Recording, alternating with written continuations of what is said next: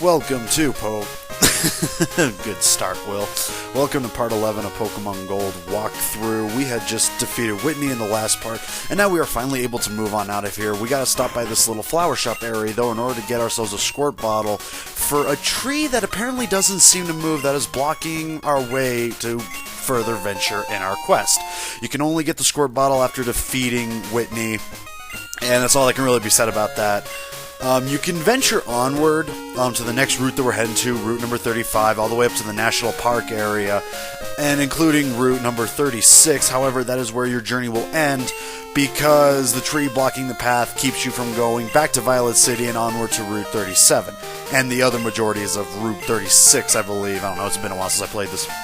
Before you head on over to route number 35, talk to this little guard person here, which these guards don't really do such a good job because they never really stop you. You can just walk through it any single time.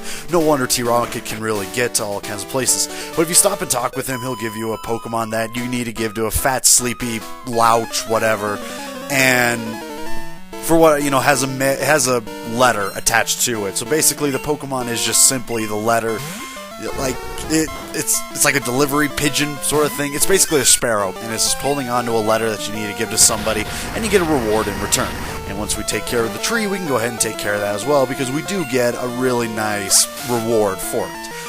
So here we are, we're in route number 35, we got a bunch of trainers. In fact, this whole entire video is fighting all the trainers, you know, so, you know, get ready for that. First person we go against that has a little Vulpix, level 15, and obviously I'm going to be using Wooper throughout the rest of this because he's the only one that has yet to evolve on my team, and I am making sure that I evolve him immediately. Now, in this area, there are two items you can get. There's a Mystery Berry and a TM. However, the Mystery Berry, as you can see the little water patch on the bottom left over there, you need Surf in order to cross it, and then once you do cross it, you can get yourself the Mystery Berry. But since we don't have Surf just yet, we're going to have to come back later, as with much of the other areas. There is a TM we will be getting, and, you know, once we get to there, we'll go over that. In order to get to the TM, you have to go through a bit of a patch of grass, and here are the Pokemon you can get along with it. You can get Nidoran, both male and female, in gold and silver versions, 30% all across the board. Drowsy, gold and silver, 20% all across the board. Abra, gold, silver, crystal, 10% all across the board. Crystal version, you can get yourself a Jigglypuff, 5% all across the board. Ditto, gold, silver, crystal, 4% all across the board, and a Yanma. I think that's I never knew how to pronounce this little bug Pokemon's name, but I think it's Yanma, the one that can go into Yanmega in Generation 4. But Yanma, gold, silver, crystal, 1%. You, just like with some other Pokemon, you have to wait until you know there's a swarm out, and then it jumps from 1% all the way to about 90%, I believe. And again, all across the board. There you go. Other catches you can get if you own the crystal version. You have a 30% in the morning and afternoon to catch yourself a Snubbull, and 20% chance morning afternoon to catch yourself a Growlithe. So again, you know, crystal version, you can finally catch yourself a fire type. Again, reason why I usually take fire types in the beginning of all these games is because fire types take a while to run into, as we have still yet to be able to run into any fire type Pokemon at all. You know, and the first one that we are able to get, Growlithe, can only be acquired in the crystal version, so again, we still got to keep looking. Again, that's kind of why I like to get him right out of the gate. Pidgey in the gold-silver version, 5% morning and afternoon, not at night. We're playing at night, so you're not going to be seeing any. In crystal version, it's a 30% morning and afternoon. Crystal version also Drowsy, 30% only at night. Cannot catch it in the morning, afternoon. Hoot Hoot Gold and Silver, 5% at night, and even though it's only 5%, I find a way to run into two of them in a row. Don't ask me how. It just happens. I really wish I can get that 5% luck to work when I'm trying to get something more rare, but what can you do? Hoot Hoot in the Crystal version is more 30% only at nighttime. And then as far as Headbutt goes, again, all level 10s all across the board. Sparrows 80%, Caterpies around like 65%, Weedles again 65%, obviously Caterpie gold only, Weedle silver only, Pineco 30% in all versions, crystal version only, Apom 20% only, Metapod Kakuna, Execute, Butterfree Beedrill. You guys basically get the whole entire picture of this. In the little pond area with the old rod that we have, you can get a Magikarp, 85% chance, and a Poliwag, 15% chance. Eventually we will be getting Surf and we will be coming back, and then once you do get Surf, you can also get yourself a Psyduck or a Gold Duck in that pond little area. So there you go. Now you know. Swarms, okay, there's like a lot of different swarms you can get in this area. Supposedly, Nidoran, male and female, about a good 30% if that's a swarm going on. Yama, when a swarm goes on, only has a 30% chance, so I guess they've changed that. Because I believe in the updated versions in Heart Gold, Soul Silver, when a swarm happens, it's like a 90% chance that's all you're going to be running into. And then I guess Diddy and Pidgeot, god damn it. Oh man. Ditto and Pidgey along with Hoot Hoot can also be a part of the swarms. However, the percentage that they have doesn't change any, so I guess that's just, I don't know, a misprint. I don't even know. I don't even care. I don't care, because quite frankly, there's nothing in here that I want to get. I still have 2 more slots to fill. One of them, I need to get Surf and Strength, and then I will be going back to go get it. I think I mentioned in like my 3rd video of what it was. Well, I hinted at what it was going to be, you know, all that great fun. And then another one, I'm not sure if I can get just yet. I would like to get it before going against the Ghost Gym, but I don't think you're able to, because yes, the next gym we go against is the Ghost Gym. So, you know, there you go. There's just a little heads up there. Focusing on the trainers now, there is only one trainer that you can get the phone number of. We haven't run into him yet. He's a juggler. I will be getting his phone number. And from my experiences, when it comes to the juggler, he seems to call me more than anybody, especially in Heart Gold. Every, like, 5 minutes he'll call me. It's like he has a thing for me. You know, it's like a little fanboy. But finally, we have Wooper evolving into good old Quagsire.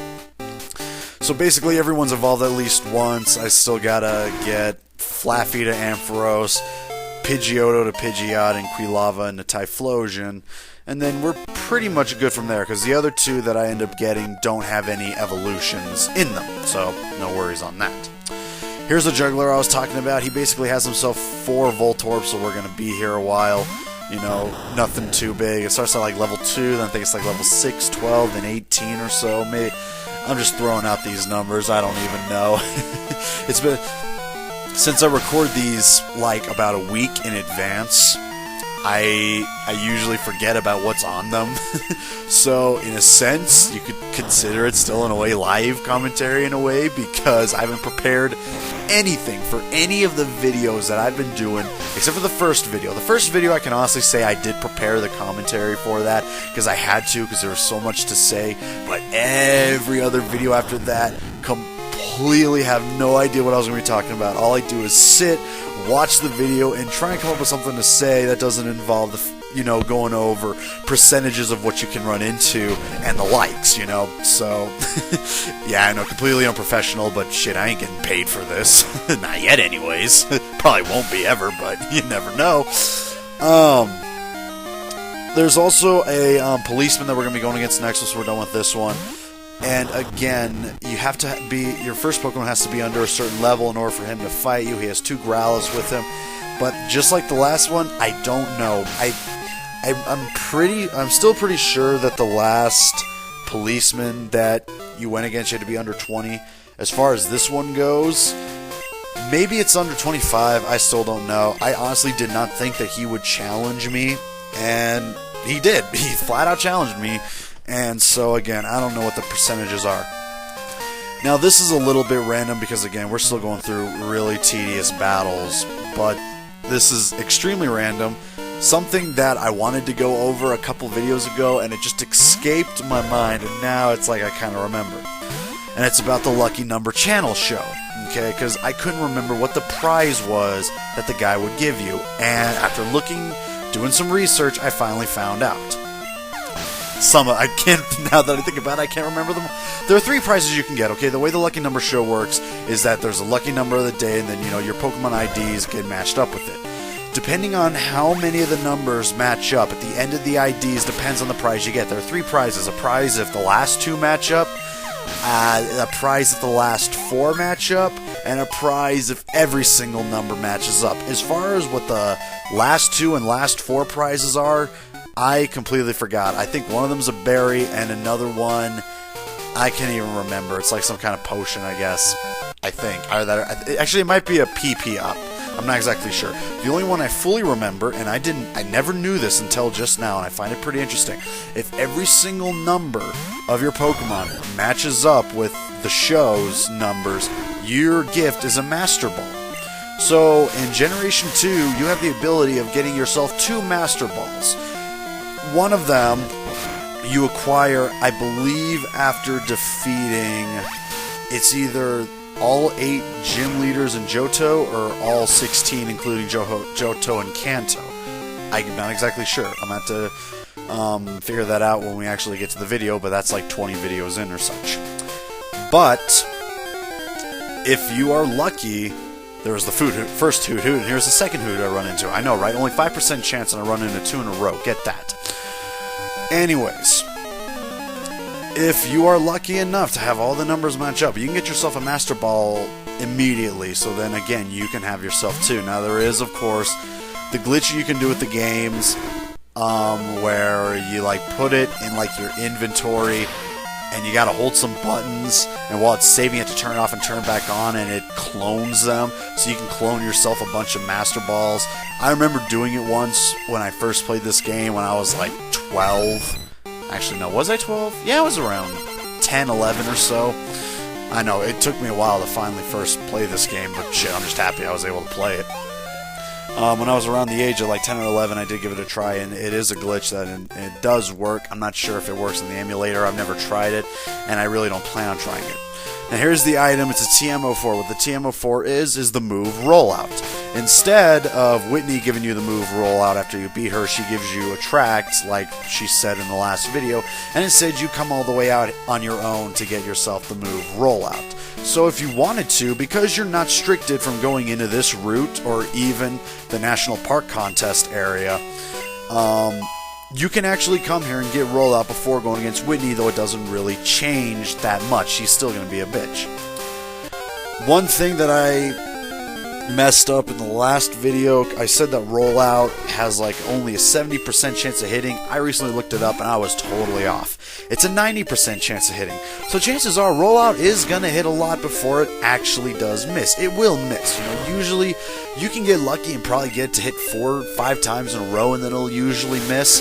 But it's still a better shot than 70%, which is why I let Quilava learn Rollout, is because it has a 90% chance of hitting. I usually much prefer if like it has a 100% chance of hitting, but since Typhlosion can hardly learn anything beyond the moves of fire types, I had to do what I could. Not to mention the fact that none of my guys can really learn that many rock style moves, and I figured I'd give that one to him.